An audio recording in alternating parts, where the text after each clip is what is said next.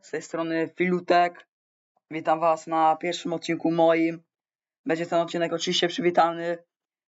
Będę nagrywać Robloxa, Minecrafta, może nieraz tam się zdarzy Fortnite, a między innymi na przykład takie gierki będzie na przykład jak taki Cooking World, na przykład powiedzmy tutaj tenis, czy jakieś gierki, na przykład właśnie ja lubię też takie gry. Tutaj gra kibicowska, tutaj kolejna.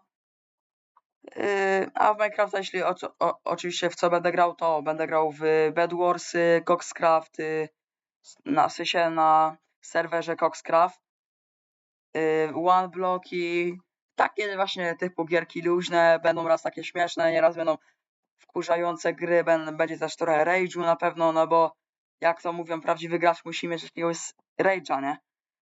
No i ja się z wami żegnam, dajcie mi suba, lajka i dzwoneczek pod tym filmem. Yo!